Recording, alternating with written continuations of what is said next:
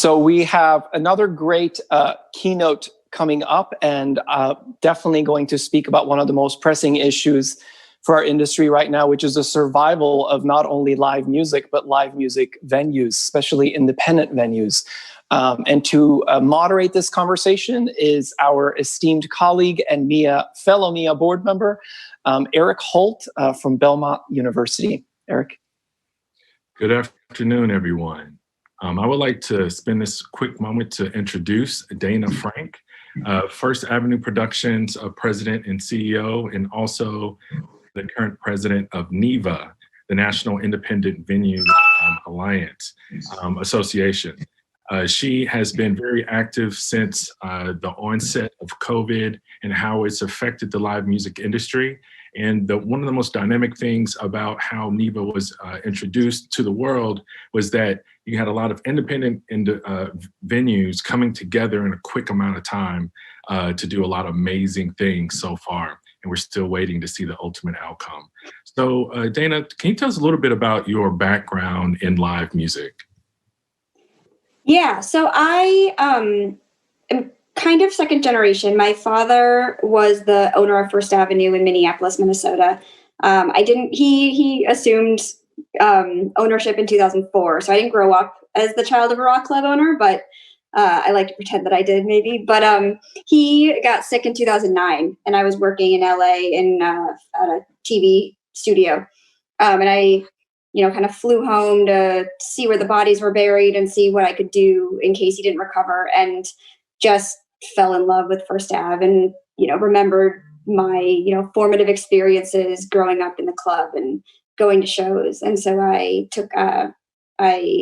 quit my corporate job and started working, under him in venue operations. So you dove in on the deep end really quick, huh? Yeah. Yep. And so with that, fast forward, right? And we have this onset of international pandemic where the live music venues have been negatively affected. And so how did NIVA start? And tell that story briefly. Yeah, so NIVA started out of the Independent Venue Week town halls. So Independent Venue Week was started in the UK, kind of as like the live music equivalent of Record Store Day, like a week where everybody could go to see shows and kind of gather under one banner. And Moose from Marauder brought it to the US, I think 3 to 5 years ago. And so as the kind of central, loosely organized collective of independent venues, just started getting everybody on the phone right when the shutdown started happening, kind of March 9th, 10th, 11th that week. And so it was just a powerful experience to talk to other people who were going through the exact same thing for the very first time all together. Because as independents, we don't have corporate parents. There's not a whole lot of like backstops or, knowledge necessarily of what other markets are doing. You're kind of out on your own, which I view as one of our biggest benefits, right? Like we can serve our local community. We make decisions based on what's important to us here, not at some corporate office. But then when a crisis does happen, you don't have that corporate office to call for help. So, all the credit to Moose and Marauder for gathering us and making us the support network. So there were these town halls, and then at the end of which, every single one, somebody seemed to say like, we should have a group, like we should do something. And so I think there were a few of us that kind of called Moose and was like, please, you have to be the one to do this. We need this. And I think on April 8th, we announced that, NIVA was forming. And then I think April 10th or something, we filed our formation documents, and then we're off and running from there. And I know from the initial joining, you had several hundred venues right off the bat, right? Yeah, so there were maybe 100-ish venues as part of Independent Venue Week. And then, you have First Avenue. We've been around for 50 years in the Midwest in Minneapolis. And, the first people, I just kind of called the people that I knew and loved and trusted and was like, can you help us do this, please? So like Audrey Fix-Schaefer at the 930 Club in IMP in DC, and Chris Cobb in Nashville, and Billy Hardison in Louisville, Kentucky. And then before you know it, those people were reaching out to their contacts. And, I think I remember thinking like, oh, we can get 250 clubs. That'll be pretty good. By the end of the first week, we had 400. And then by the end of the first month, we had 1,500, I want to say. Yeah. So, and it's now, we're almost 3,000. Wow. And so, and this is a brief question. Why do you think that this organization didn't exist before a pandemic? So every other crisis has really been like, I don't want to say manageable, but like, it's never been an existential threat. You think of like 9/11 when the touring stopped basically, but it was like kind of momentary. It was a one-time event and then you like recover from it. This was just this ongoing onslaught of uncertainty. And so I think people needed to get information and they needed resources that were constantly changing.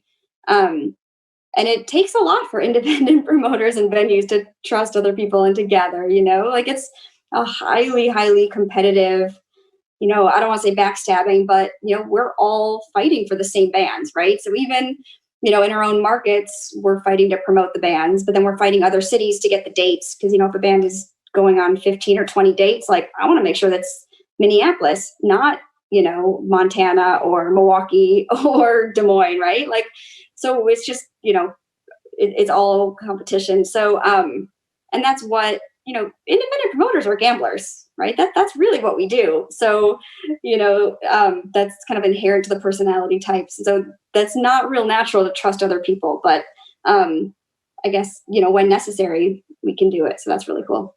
And as an independent promoter myself, I would say one of the characteristics is that we're pretty scrappy as well. And with that, you guys and the organization has been able to really kind of penetrate Congress some.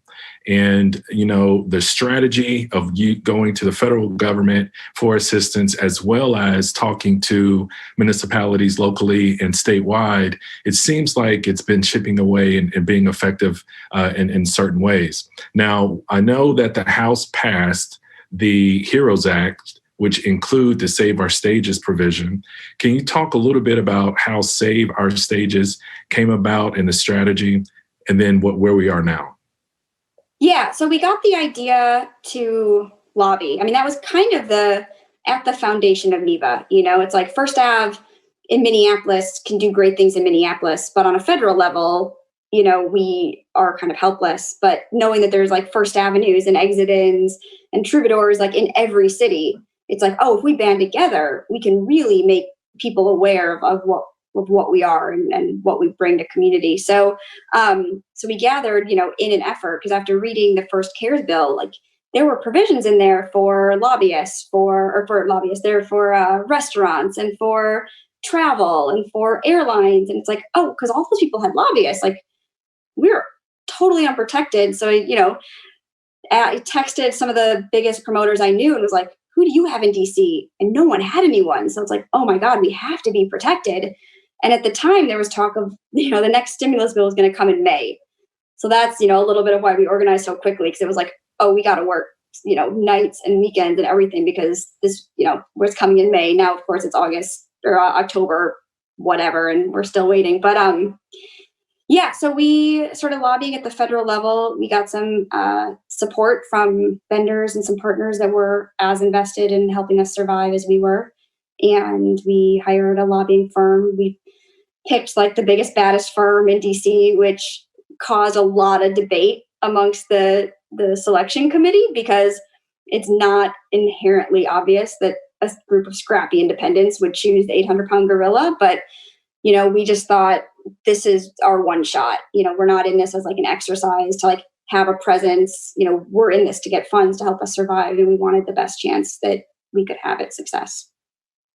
And I think that probably has a lot to do with penetration so far, because I went to school in DC and I spent some time on the Hill. And one thing I do know is that you got to get a player to get heard. And it's good that the organization did that. So I just read a tweet by President Trump about 2 hours ago. It says, "Our great USA wants and needs stimulus. Work together and get it done. Thank you." So that Sounds good. Sounds good. It sounds good. Where do you think we are?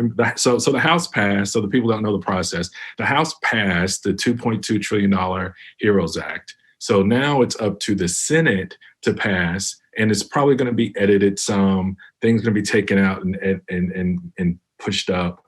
Where do you see it? I mean, I know you're watching the news right now because they actually are, going through this process today as we speak. So yeah.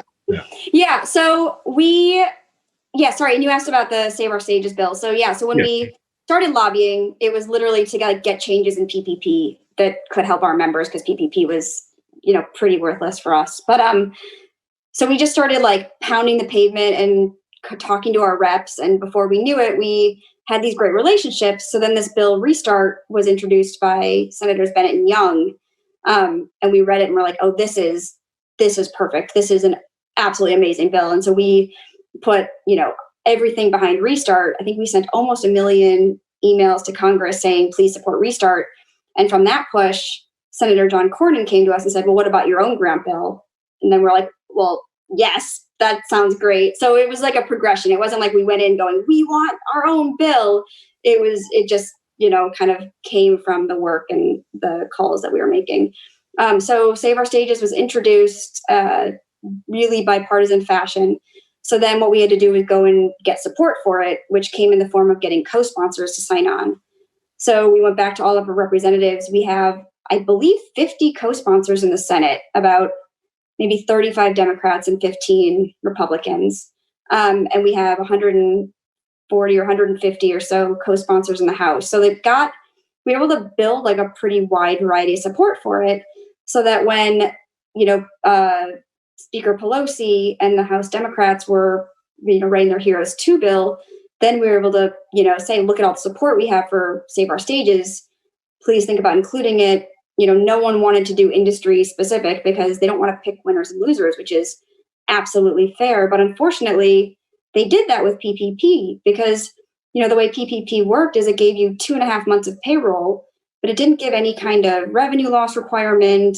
It didn't give any kind of, advantage to hardest hit businesses. So law firms and private schools and construction companies who may be having actually really good years got the exact same benefit as those of us that have, 2% revenue or something like that. So that was a little bit of the struggle that we were up against, but we did, plead our case and we got it included in the HEROES 2 bill. And that's, I think, when everyone started realizing that this might actually be a real bill. People kind of discounted it at first. And so that was just an amazing, amazing show of support. From what we hear, it's very unlikely that the Senate's just going to pass this bill, even with changes. So it really is, everything is kind of riding on Speaker Pelosi and Treasurer Mnuchin, or Secretary Mnuchin, to work out a White House approved bill that will then pass the House and pass the Senate and get signed.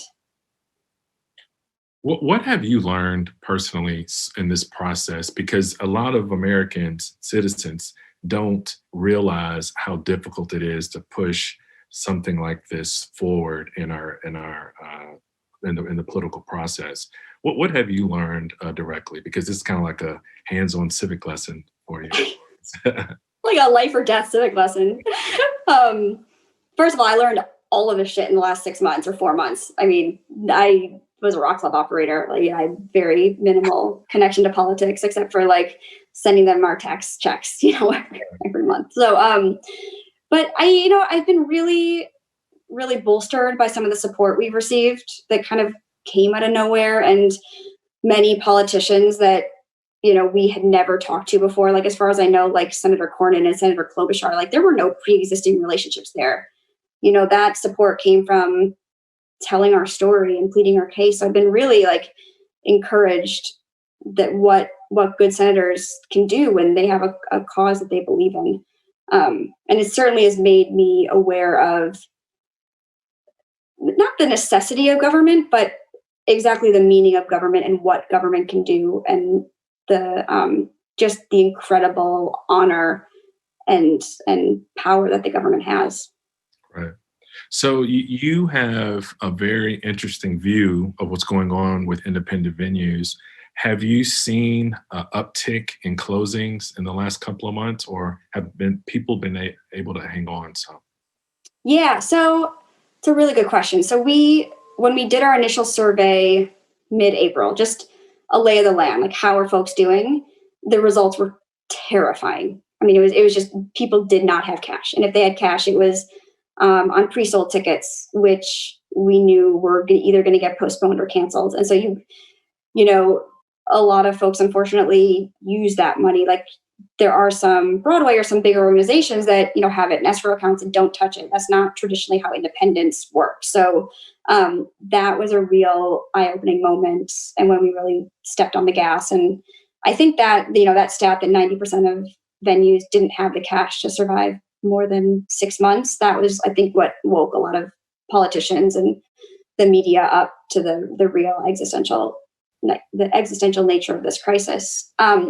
So since then, we have had a lot of support, that not just the Save Our Stages Act and the federal, but I think over 12 cities and states have given support to independent venues, everywhere from Montana to Nashville and Memphis. Austin just came out with a $5 million package, New Hampshire. And so, that was all, for the most part, pushed by NIVA members. And when it did really look like the federal support was stalling, we had started this local organizers group back in May, because folks like the Red River Cultural District in Austin and the WANMA in Seattle, they were organized, but no one else really had local groups. So, the Cleveland and Sacramento and all of these like cities that you might not necessarily think of as nightlife hotspots, but have these really important cultural treasures, started talking to each other and pressing their cities and states for support. So that's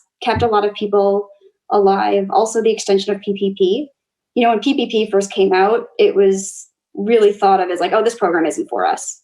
Because, forgiveness was based on rehiring and it was seen as payroll, and we don't have any business, so we don't really have any payroll.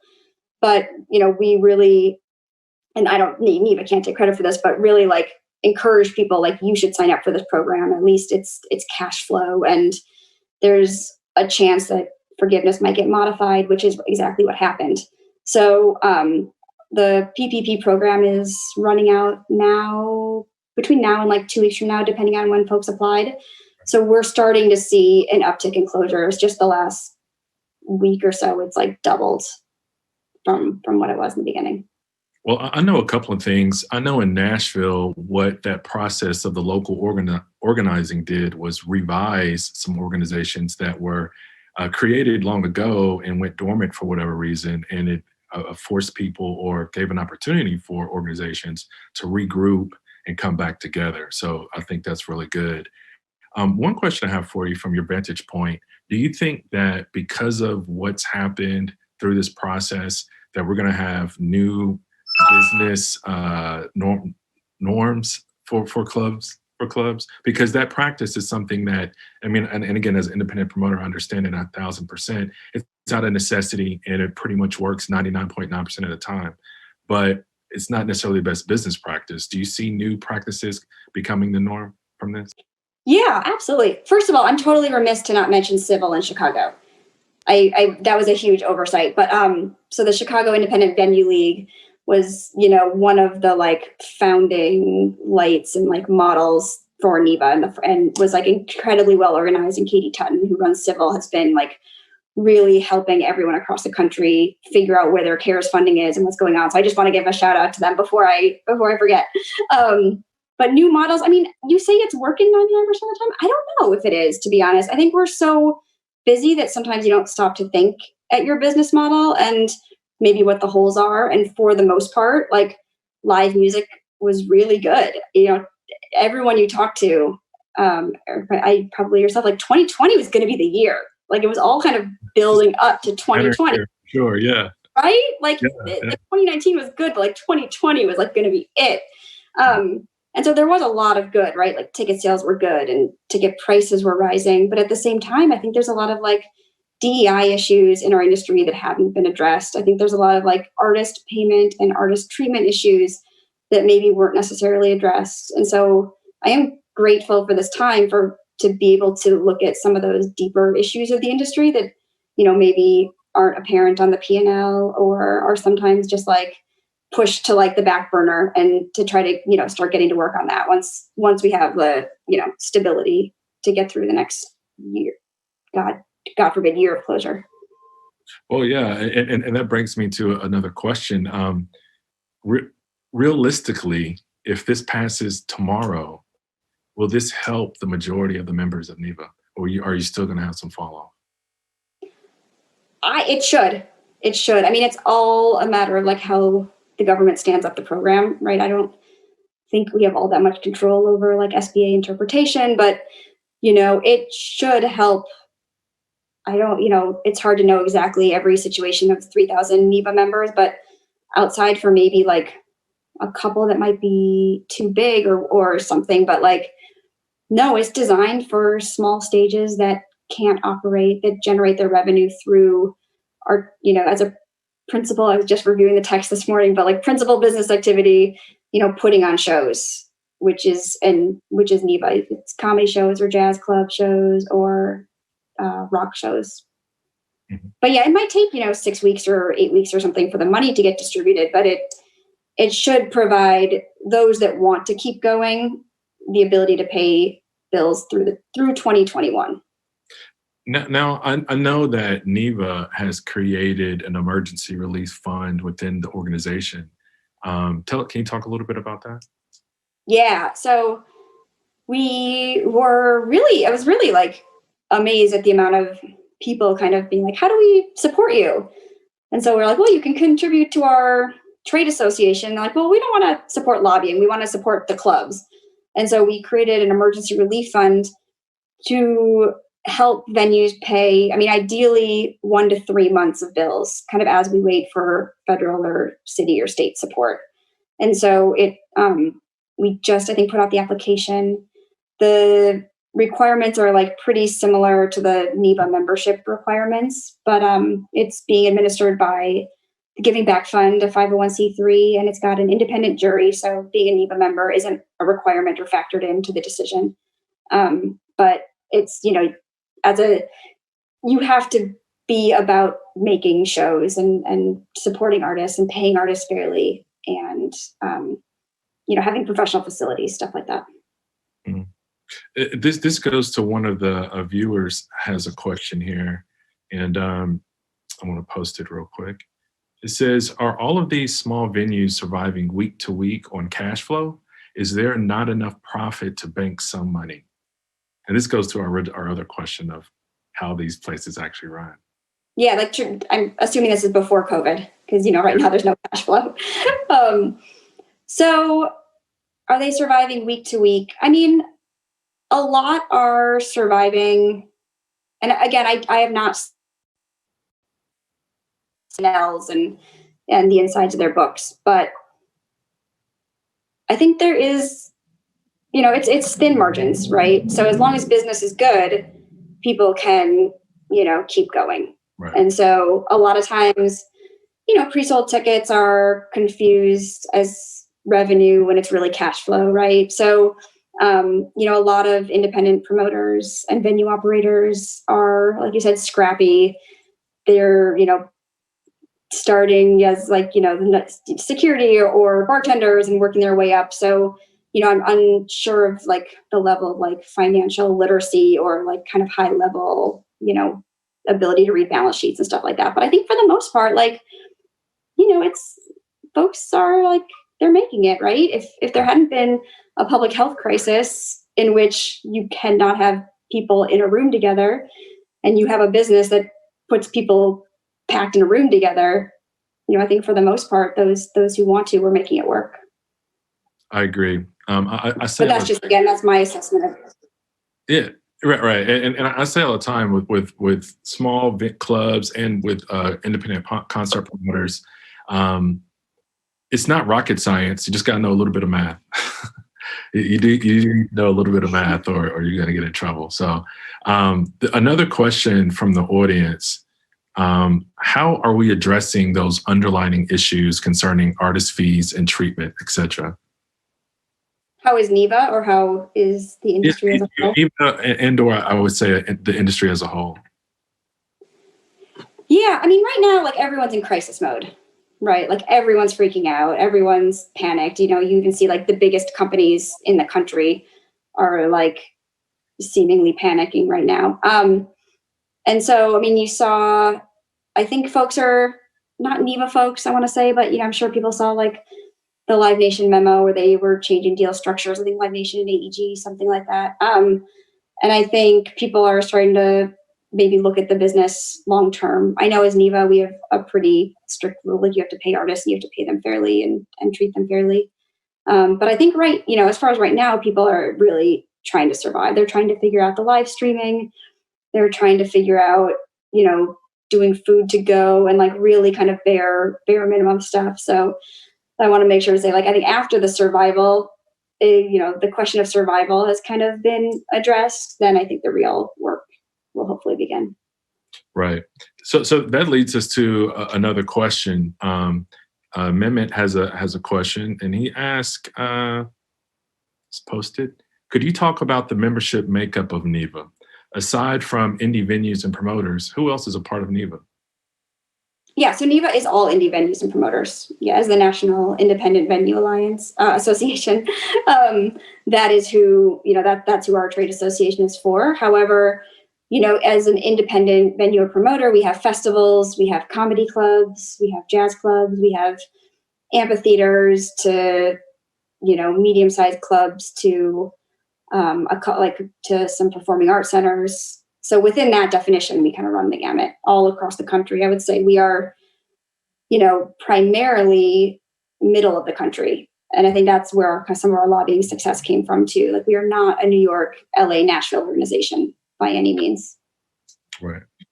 So here's another question from the audience. Many venues are leasing space and in danger of closing regardless of funding. Do all clubs get government money distributions? So clubs have never gotten government distributions. We've never, we've always paid taxes. We've never gotten anything from them. So, right now, a lot of folks, I think 75% of our members got PPP. Don't quote me on that, but I think that's what the kind of numbers came in at. But for most people, that was the first kind of government assistance that they've ever gotten. And if the Save Our Stages Act passes, then, we'd hope 100% of or 95% of members would apply for and receive them. So from the Save Our Stages, the distributions will go to the clubs, and then that's how it would be managed. Yeah, it would go to the operating entity. Okay. Okay. I have a question here. So, where do you see the future of live music? So you mentioned earlier streaming. You mentioned earlier a lot of venues are kind of being creative with food service. Where do you see the future of live music post-COVID, in your opinion? I mean, I really see it as like going to be like the golden age. I mean, I don't know. I hope I'm not being like overly optimistic, but I really think, artists make 75% of their revenue from going out on the road, and they are doing better than venues and promoters right now, but they are also still hurting, and they need the revenue and the support and the building of fans that like only performing live can do. And so, looking at holds and what the kind of 2021 calendar looks like, I mean, I think we're going to be busier than ever, and the industry is going to recover, by 2022, something like that. It's a matter of who will be able to make it through, because I think the former question kind of nailed it. Like people who are leasing or renting right now are in really just devastating positions. People who own their buildings are not much better, but at least, working with a bank is a lot easier than working with a landlord, because most people, even if their landlords are being kind, that just means they're deferring. They're not abating rent. So it means people are going to open up in a year with all of that debt on their shoulders. So all the more reason why business has to be good. So I'm really looking forward to like live streaming as an additive addition, is something that if people can invest in the infrastructure of their spaces, that, they can add on as like an additional $5 or $10 offering. I don't I don't think it's ever going to replace live concerts. I don't see that happening, but I'm a different generation. So maybe I'm got my head in the sand, but I certainly hope not. Yeah. Do you think that some of it possibly would live in tandem with live shows? I think so. I think so. I mean, I think, if you're, personally what I see is like, I think arenas and stadium shows might have a really hard time coming back. Just the crowd sizes are so large, but also the age of the audience. I don't know if somebody who's 65 or 70, who's, maybe going to the Rolling Stones reunions or the Eagles, like those types of shows, I don't know if they'll feel comfortable going back to a tightly packed enclosed space again. I'm not sure. So I think that it's a really exciting offering for people, maybe with underlying conditions or just don't feel safe, but also for like super young fans, right? If you're like 8, 9, 10, 11, and you have that option, I think for that end of the spectrum, I think it could be really cool. And it's an interesting topic because I had a conversation with a colleague of mine. His son is 13 years old. And when we had to quarantine, his son adjusted fairly well because he was already talking to his friends online anyway. Like that's basically how he talks to his friends online. And the idea of being 13, 14, not being able to experience a live show possibly for the first time, will this new younger generation actually miss something they've never experienced? Because they're so used to engaging online anyway, will they continue to engage online and not miss a beat? It's an interesting topic to consider. What do you think? I think it's going to be 50-50. I think certain human beings are built for connection, and those human beings are going to seek it out and they're going to be in the clubs.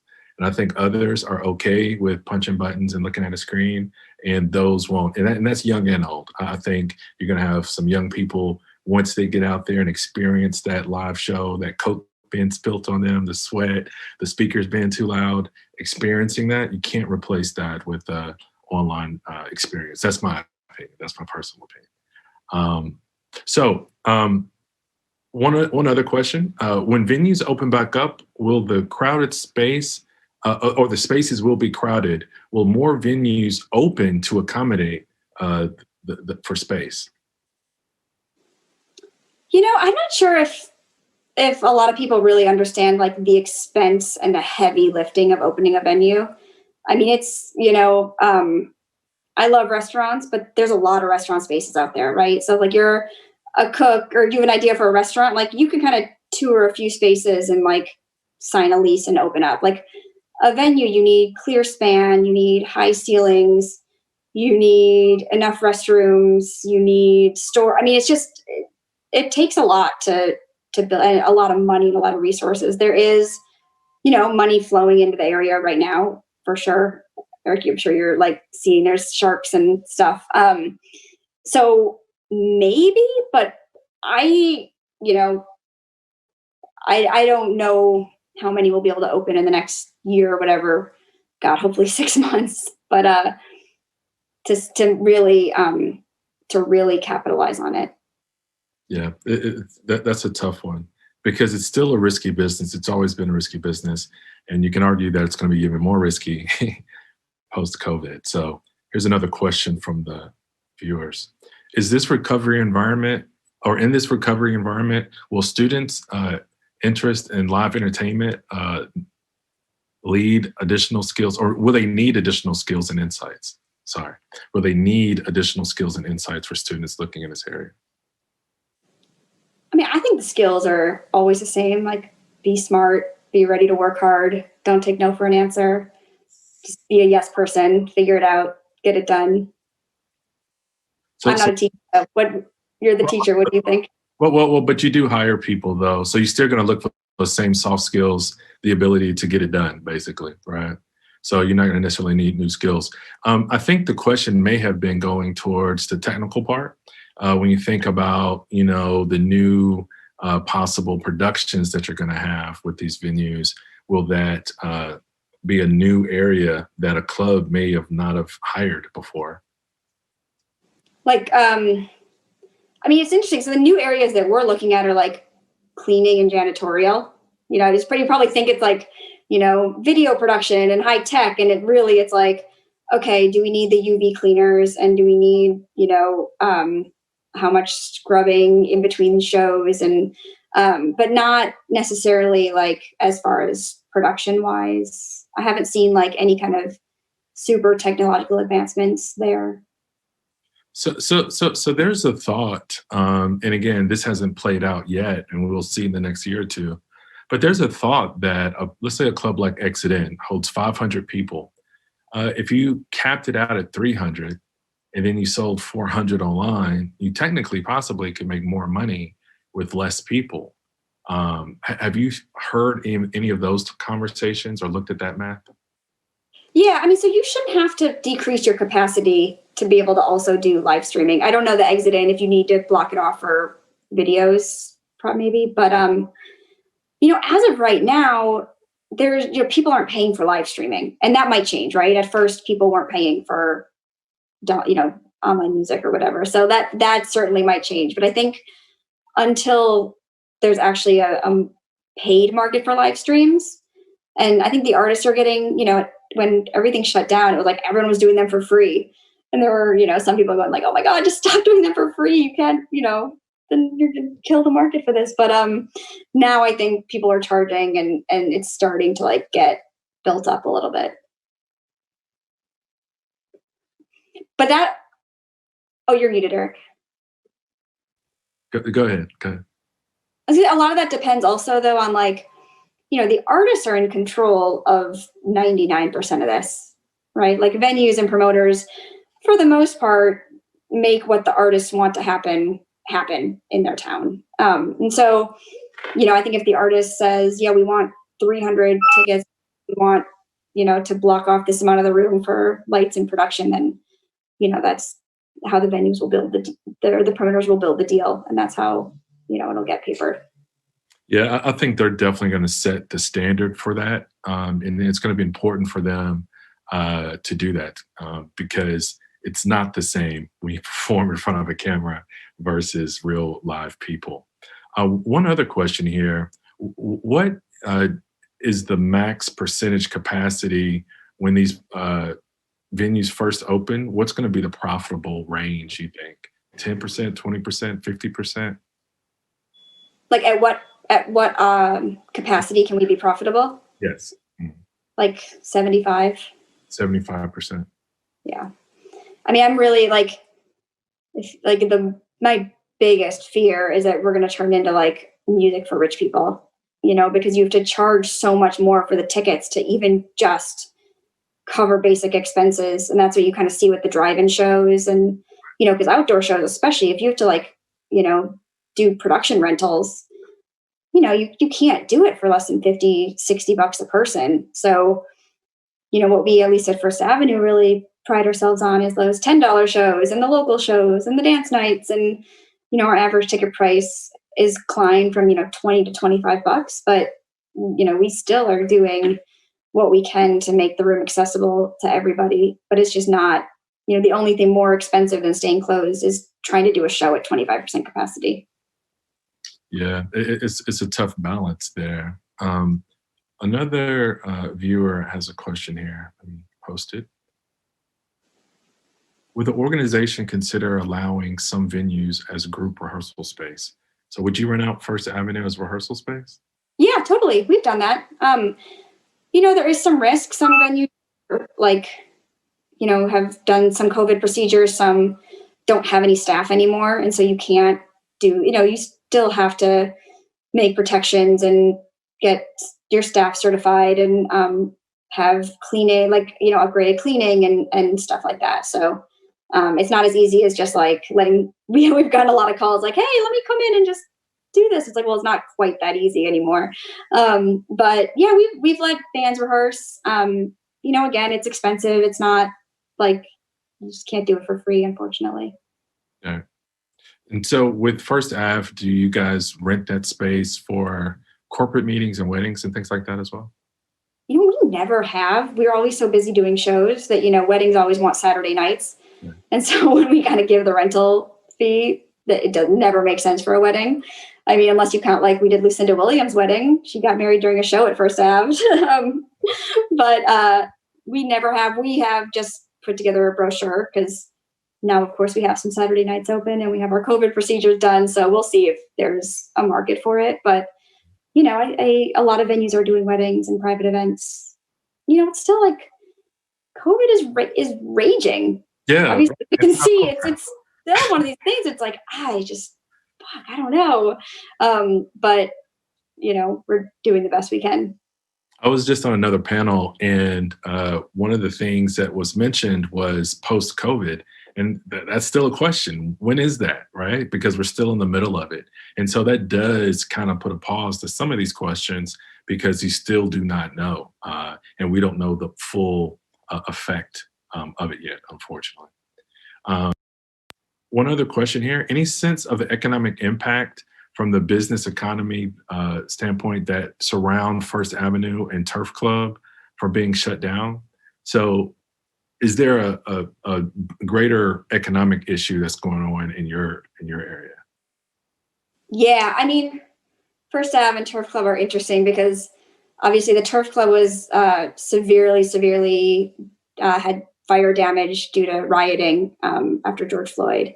And the First Ave in downtown Minneapolis, you know, also had rioting, and it's been obviously like a tumultuous time in the country. And downtown Minneapolis is pretty dead. You know, no one's going to offices. The ballpark is closed. The football stadium is closed. So the economic impact is devastating. First Avenue definitely drives a lot of traffic. You know, we're not the primary driver. That would definitely be, you know, offices and the target field where the Twins play. But when the governor gave permission to open, all of our surrounding like the restaurants and the business associations were like, okay, when are you guys doing shows again?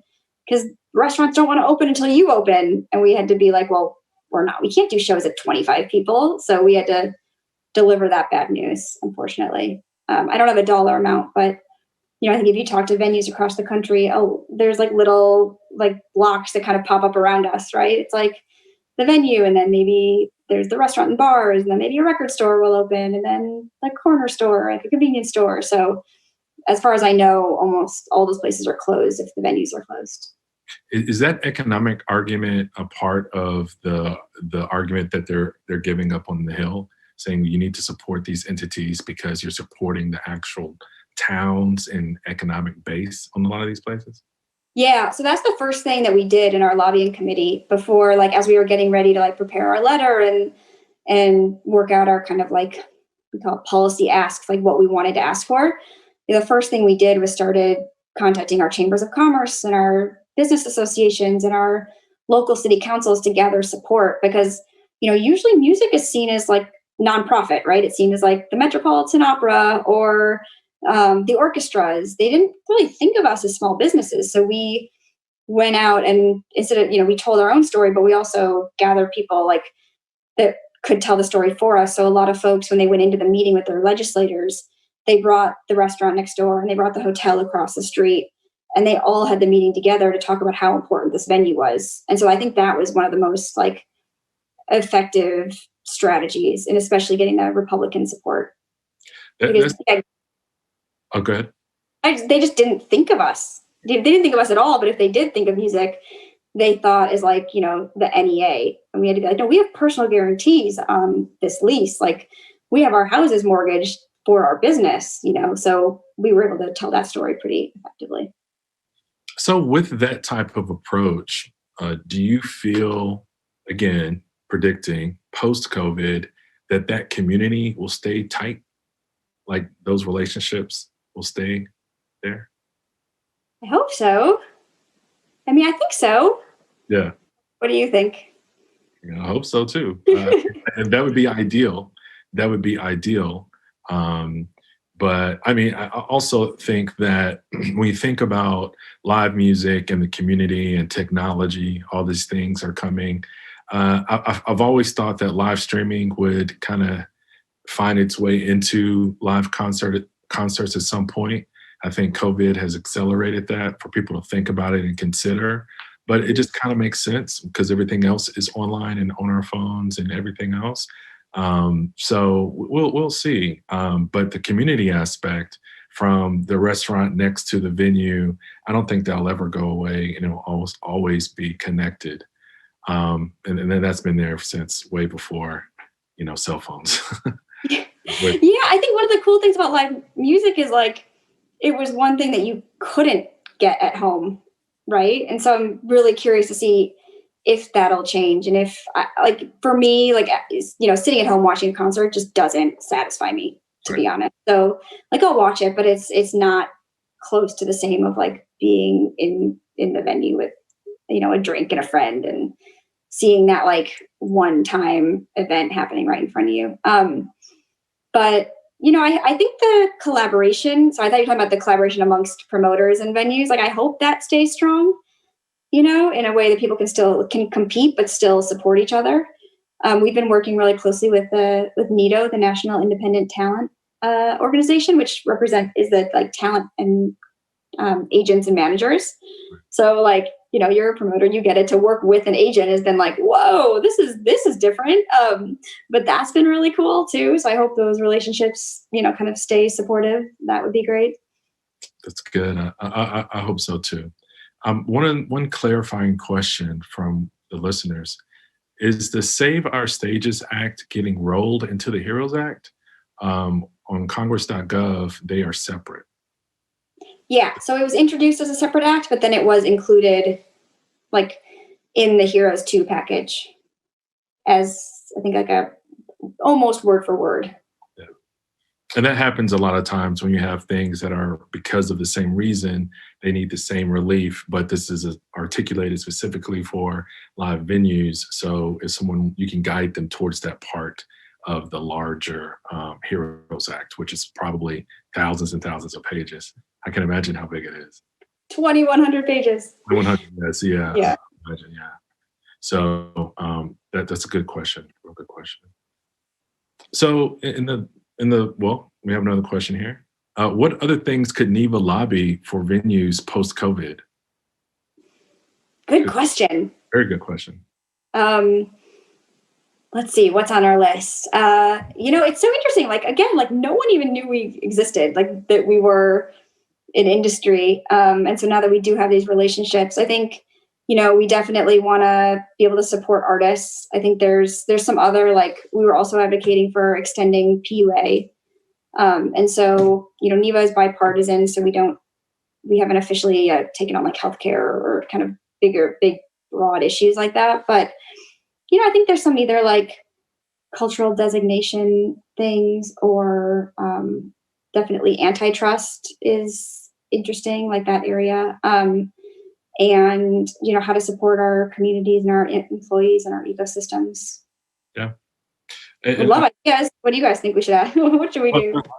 I think that's all very important because those issues, even outside of COVID, were issues that we were all kind of addressing individually, probably in our own communities. So I think that's important.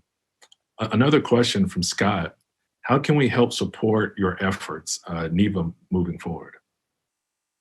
Yeah, so if you go to saveourstages.com, there's an advocacy tool to join our mailing lists. I mean, what I would say right now is buy a t-shirt or buy a gift card from your favorite club, because know that every single one is hurting, even if you think that they're not, there's no revenue. There's literally zero revenue, but all the bills, they're all still there. So, and just emotionally, it's just devastating to see your community, to not get to see your community and see shows, that kind of thing you love the most. No one does what we do because for any reason except loving the music or loving their community.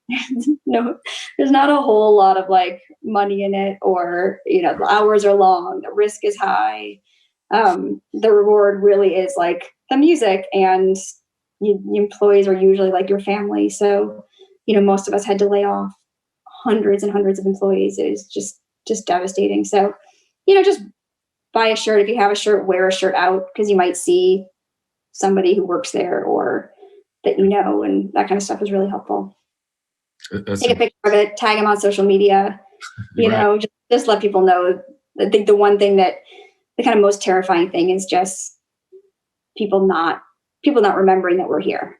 Mm-hmm. And that's important because one thing I've heard, I've had this conversation a couple of times. One thing COVID is kind of teaching us is what we're willing to live without.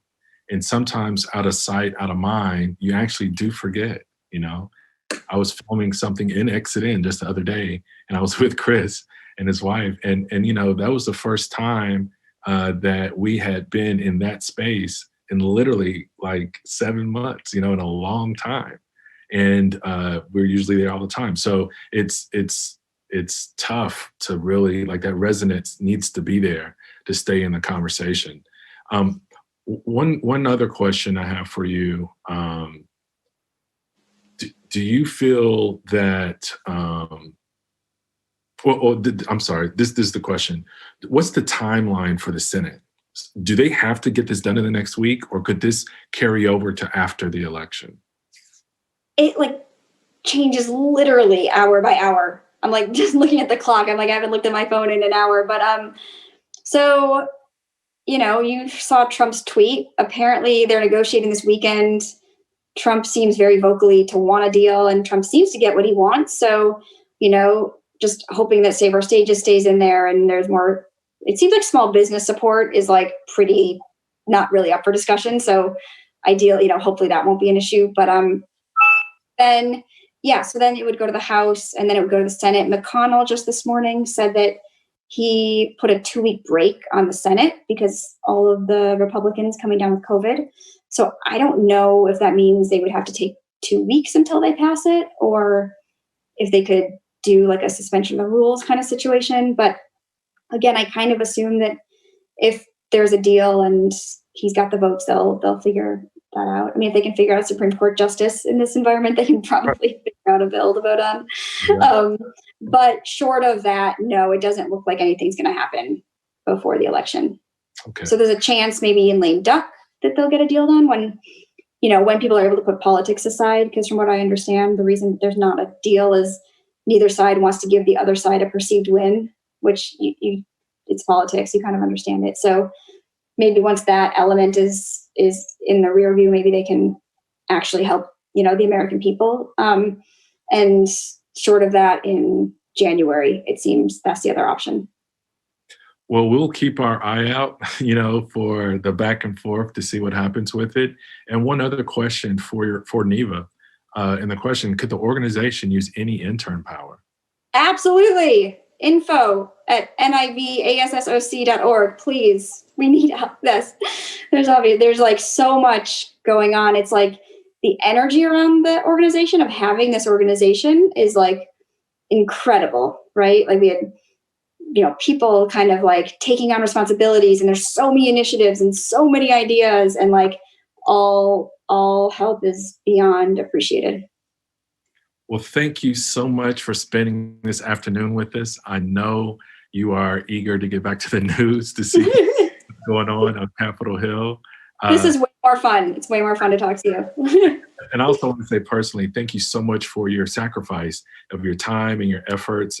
As an independent promoter, I've seen your work and I've seen what it's done on the local level here in Nashville. And thank you so much for your sacrifice and all of your energy. Thank you for you and shepherding the next generation. I can't tell you guys, don't give up. There's going to be so many jobs once this is over.